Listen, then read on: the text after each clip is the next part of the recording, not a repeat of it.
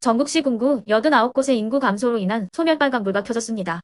전체 시군구 229곳 중 40% 달하는 수치입니다.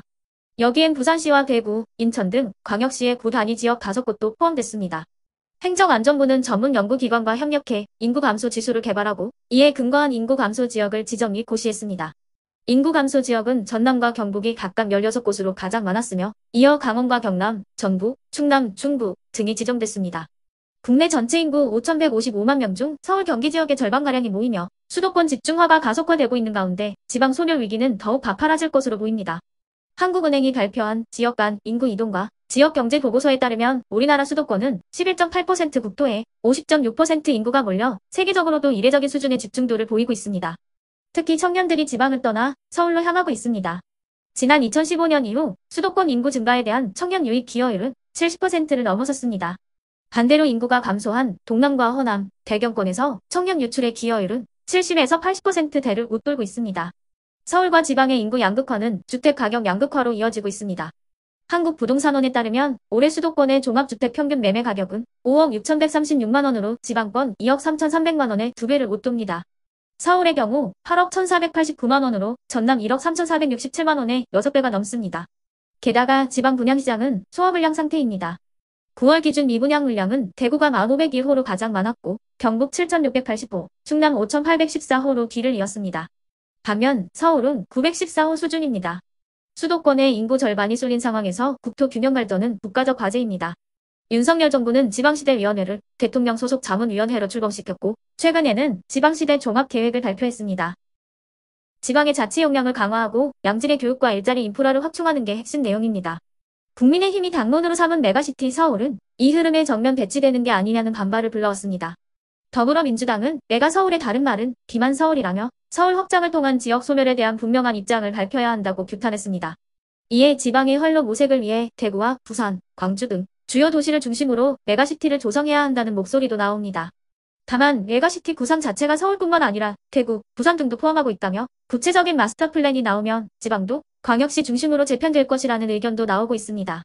자, 그러면 지금부터 잠시만 주목해 주시기 바랍니다. 제가 구독자분들을 위해서 깜짝 선물을 하나 준비했는데요. 제가 항상 여러분들께 뭐라고 말씀을 드렸나요? 뉴스만 평소에 잘 챙겨보셔도 돈이 된다. 돈을 벌 수 있다라고 말씀을 드렸는데요. 자, 여러분들, 여기 보이시는 이스라엘과 하마스 전쟁 같은 뉴스를 보게 되면 여러분들은 어떤 생각이 드세요? 그냥 뉴스만 보고 끝내는지 아니면 이 뉴스를 어떻게 이용할 수 있는지 이 부분을 고민하고 계시는지를 되물어보고 싶습니다. 자, 그 이유가 뭐냐면 제가 지난 8월에 여러분들께 뭐라고 말씀을 드렸었죠? 지금은 로봇 사업에 관심을 가져야 한다. 뉴스만 보고 그냥 넘기지 마시고 투자 쪽으로 생각을 한번 해보셔야 한다 라고 말씀을 드렸습니다. 그리고 나서 이런 썸네일들을 뉴스를 통해서 많이 보셨을 텐데요. 이런 로봇 산업이 이슈가 됐을 때 부자들은 어떻게 생각한다? 로봇 관련주는 뭐가 있는지, 어떤 종목이 가장 좋은지, 어디에 투자해야 돈이 몰리는지를 자연스럽게 생각한다고 제가 말씀을 드렸죠. 그 이유가 뭐냐면 부자들이 봤을 때는 이슈가 곧 돈으로 이어지고 그 이슈가 나에게 돈을 벌어준다는 경험적 확신이 있기 때문에 부자들은 항상 이런 사회적 이슈를 관심 있게 챙겨본다. 이렇게 제가 말씀을 드렸는데요. 이번에도 마찬가지입니다. 제가 지난번에 시청자분들과 함께하는 주식으로 수익 내기 이벤트를 진행했었는데요. 당연히 100% 무료로 진행을 했고 자, 여기 보시면 아시겠지만 제가 지난번에도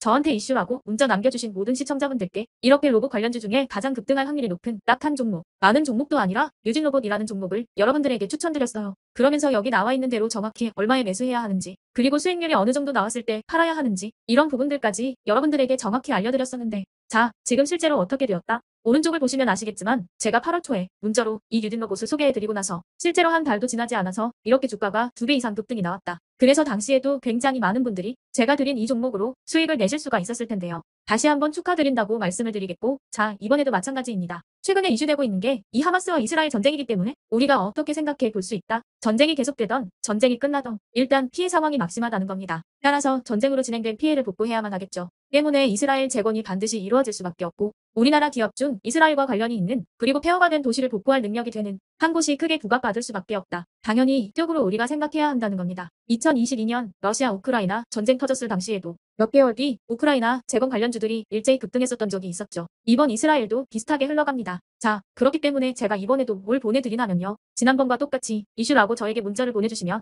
제가 이스라엘 재건 관련주 중에 앞으로 대장주 역할을 하면서 주가가 가장 크게 급등할 한 종목을 구독자분들에게 문자로 종목명과 사고파는 시점을 모두 알려드릴 거예요. 그래서 여러분들이 주식으로 돈 버는 연습을 한번 해보시라 이렇게 말씀을 드리고, 혹시라도 나는 주식을 하지 않는다 하시는 분들은 주변에 주식하시는 분들에게 추천을 해주셔도 되고, 아니면 연세가 있으셔서 투자가 어려우신 분들은 이 종목을 가지고 자녀분들에게 한번 사봐라, 이걸로 한번 수익을 내봐라, 이렇게 조언을 해주실 수도 있는 거겠죠. 그래서 지금 이 영상을 보시는 시청자분들 중에 나도 이번 종목이 좀 궁금하다 하시는 분들은 누구나 상관없이, 그리고 어느 시간대나 상관없이 부담없이 이렇게 제 번호를 항상 남겨놓고 있습니다. 제 전화번호 010-8109-2058번으로 저에게 이런 식으로 지난번처럼 이슈 라고만 문자 보내주시면 제가 이번에도 똑같이 무료 급등주 문자를 보내드리겠습니다. 이해되시죠? 그래서 제 번호 010-8109-2058에 이슈라고 문자 보내주시면 여러분들이 직접 이슈를 통해서 돈 버는 연습을 해보실 수가 있는 거고, 제가 돈을 받는 것도 아니고 투자를 대신해 드리는 것도 아니니까 부담없이 신청해 주시면 되는 겁니다. 그리고 수익이 나면 저는 다른 것은 바라지 않습니다. 제 채널에 구독, 좋아요 한 번씩만 눌러주시라 이렇게 다시 한번 말씀을 드리겠습니다.